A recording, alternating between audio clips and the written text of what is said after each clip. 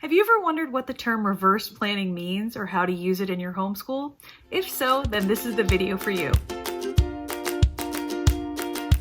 Hi everybody, welcome back to Project Happy Home. For those of you who are new here, welcome. I'm Tanya, Dr. Lawyer turned homeschool mom of 3 kids ages 13, 10, and 8.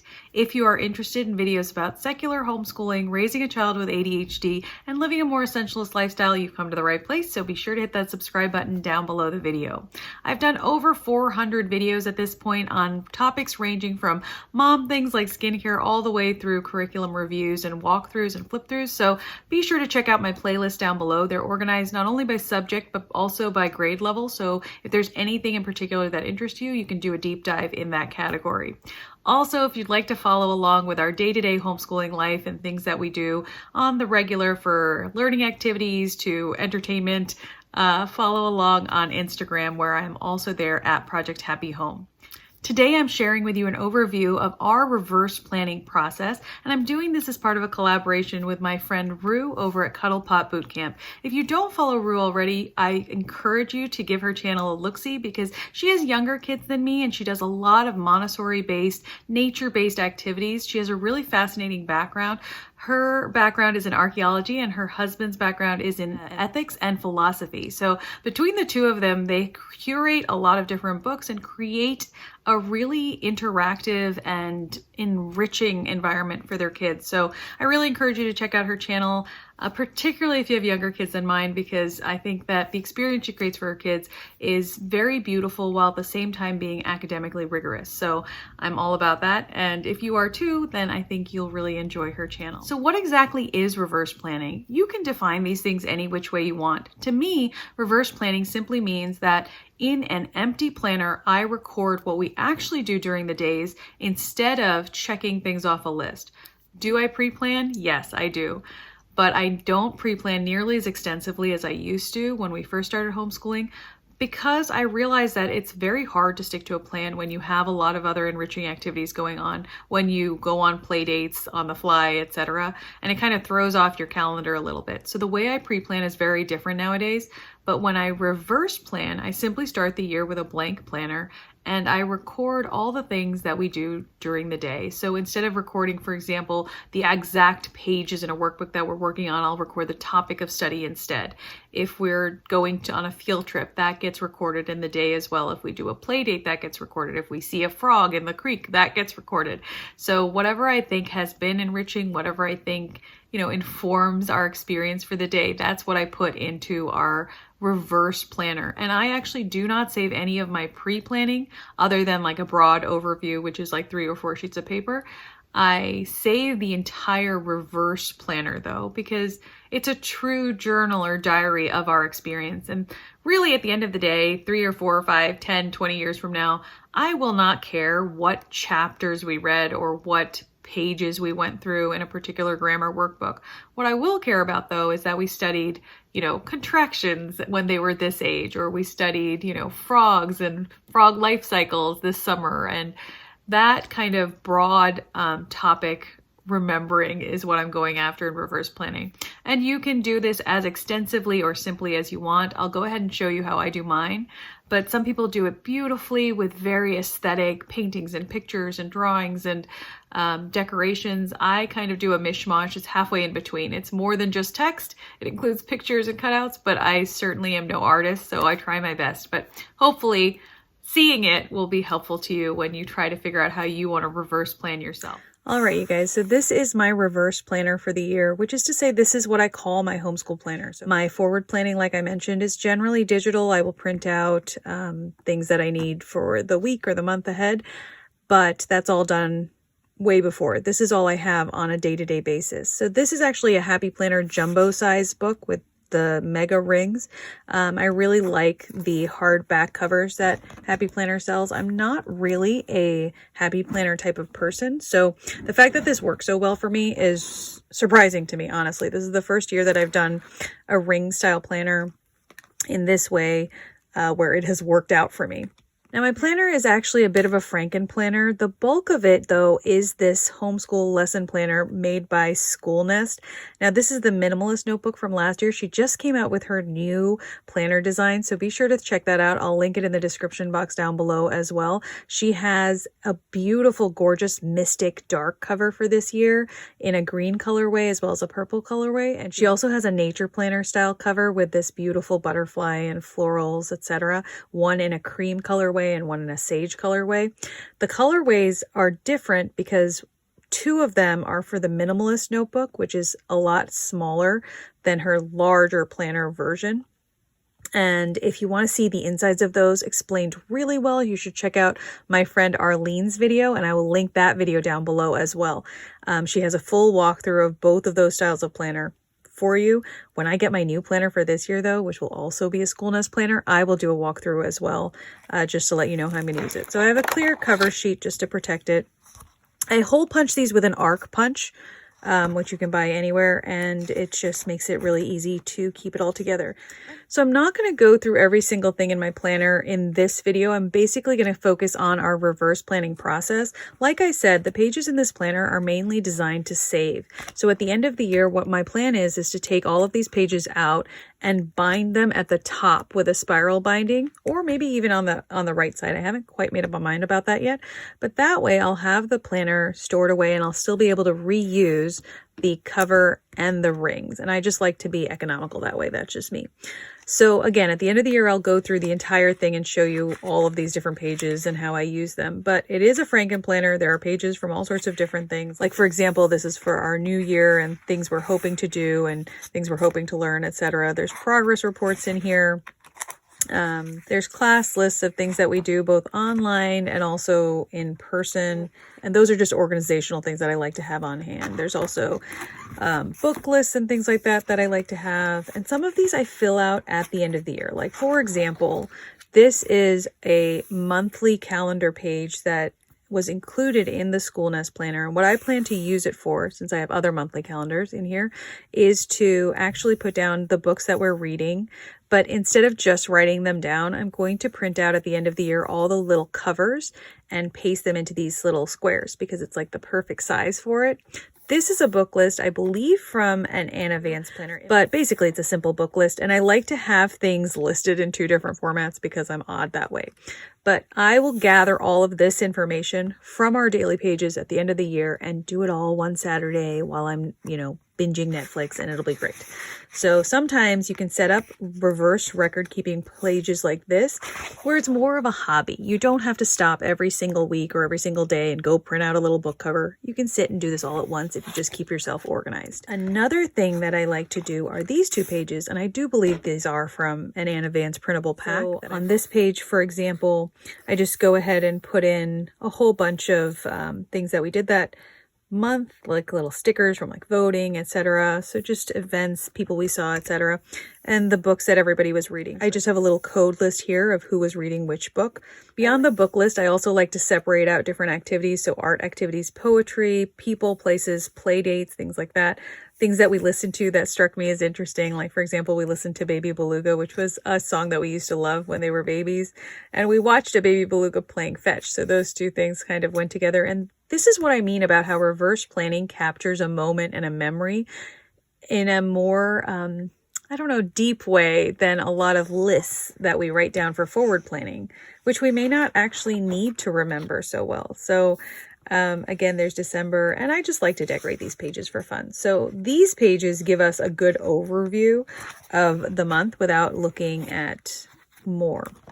Now, if you are doing reverse planning, I really do recommend that you make a page like this. This is a highlighted page that I then arc punched and put in here. So I move this frequently to the day that we're working on.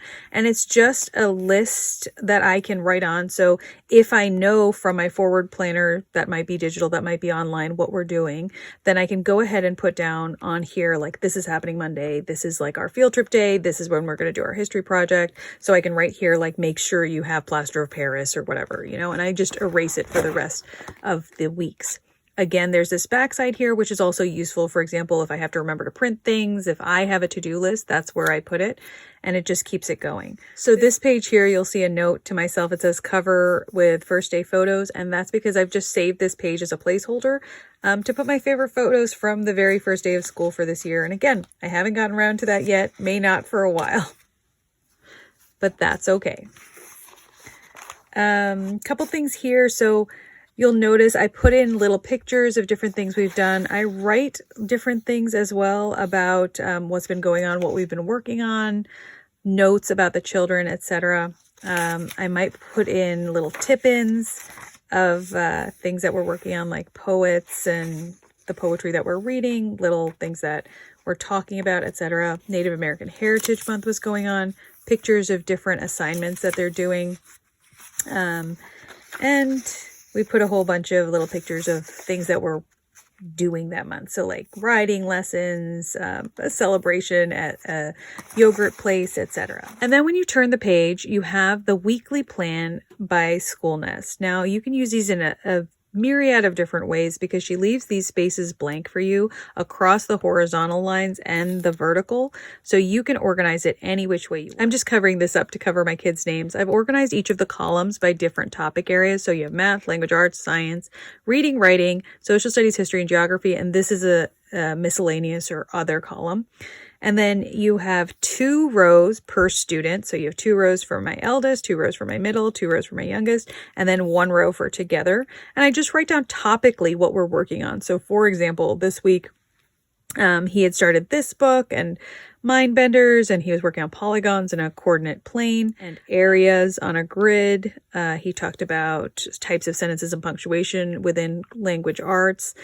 We posted in a couple of pictures of what had been going on then, what we were working on for science. And again, you'll see there's very few page numbers. Occasionally I will put in like when we start a new book or when we end one, or just a lesson number just to show progress. But in general, what I put down is topically what we're working on. So for example, my middle child was studying Central America and intermediate and cardinal directions for geography. My youngest was studying the globe and the earth. Together, we learned about the invention of silly string and Play-Doh. Together, we read, these chapters in Birch Bark House, etc. So you'll see here, there's the Birch Bark House cover. My eldest was reading this book. I just like to put in a little broad overview, right, of what we're working on. And it doesn't have to be extensive. Every single topic here doesn't have a picture. Some of the pictures probably aren't listed. And some of the things are just, like voting stickers and things to record what we did. Here's a little field trip sticker from a planner kit, and we just write down where we went, etc. So another thing I started doing was putting in these little habit trackers, and this is actually from a washi tape habit tracker, which I love. And if I remember where I got it, I will link it down below because it is so convenient to just write down what you've done. Now, habit tracking for me in homeschool planning has been really difficult to maintain. And you can see even here, like I didn't really do such a great job with it, but basically you just write down what you'd like to do. So I have things like CNN 10, morning song, poem of the day, poem memorization, piano manners, read aloud, PE, art, and music. And again, I don't plan on doing these every single day, but we do like to do some of them every single week. Having a habit tracker can remind you not to forget to do them, which is, for me, someone who's forgetful, very useful. And you'll notice, like, I don't always put in pictures everywhere. I like to keep it fairly simple, but also aesthetically pleasing. So sometimes you'll see more pictures than not, sometimes less. We do universal Yums boxes, so I like to put in the sticker that they include in there. Here's our favorite from the universal Yums box. And so it's just like a scrapbook, Again, another page. So here we had a Unit 1 spelling test, so I go ahead and put in a test sticker, and it just makes it easy to see. For a while there, until I ran out, I was putting in little book stickers if I was naming a book in that particular area.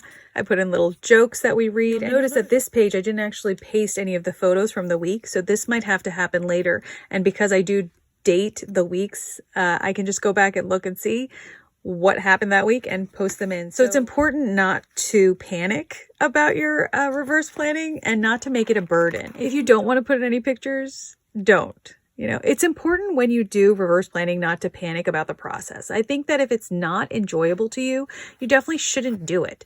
One of my friends who does reverse planning in a very similar way to me is my friend Amy over at Renegade Homeschool. So you can follow her on Instagram, and she definitely shows you weekly how she reverse plans and the types of pictures she puts in. She prints them out really large, and I think uses a lot more of the space to graphically or visually represent what they're working on, which is another way of doing it. If that appeals to you more, definitely do that. You can make reverse planning exactly what you would like it to be. I wanted to show you a page where I actually haven't put in any of the pictures yet. Now, since I've written it all down though, it's really easy for me to just go through some of these topic areas and pick, for example, the Mount Everest and maybe the Sieve of Eratosthenes and go ahead and print out things that reflect that and paste them in. And it's just a way of recording what you're doing. Like, if this is stressful to you, definitely don't do it. You know, just write things down. There's no problem with calling this done, right? I just happen to want to put in more information to make it pretty. Again, here's another page where there's a lot of reverse planning in here, like, you know, moose and polygons and the fossil record and voting and heritage and Vikings and Harriet Tubman. And there's no pictures yet, and that is totally okay. I like to leave room though for the pictures so that when I come back, I can put this in. One thing you'll notice though, when you reverse plan like this, you truly get a picture of how much you do. Not only do you create this beautiful record of what you're doing, you are reminded of how much you actually get through. Sometimes when we look at a forward plan where we haven't checked off half of the things that we hope that we would do, it can make us feel bad, right? But when you can put in more of it, you have all of this behind you. Another thing I liked about doing my planner in an ARC planner this year is that periodically I just take out these pages and put them into a place to save until the end of the year. And it keeps my whole entire planner much lighter. So I only do it a few weeks at a time. And that is basically how I reverse plan. There's nothing too complicated about it. I really like the simplicity of remembering where we are in any year or week. I like how reverse planning reminds me of how much we actually do in a given day. Like, we might not get through everything we wanted that week, but we still talked about beluga whales. We still watched a video on the mating habits of praying mantis. You know, like, we do so much more than we think. And that's what I'd like to emphasize with reverse planning. When I started reverse planning, my own feelings about how I homeschool and how effective our homeschool was improved dramatically, because I wasn't just punishing myself about the unchecked boxes. I was really marveling about how much we did in a day. So that's what I hope that you guys can also achieve if you decide to try out reverse planning this year. And again, don't forget to check out my friend Megan's planners. They are so very beautiful, and I will link all of those videos down below. Okay, everybody, so I hope that was helpful. Again, please be sure to check out Rue's video. I will link it down in the description box below, and be sure to subscribe to her channel as well. She has so much valuable content that I'm sure you can benefit from. As always, you guys, I know your time is valuable. Thank you so much for spending some of it with me, and I wish you the very best day.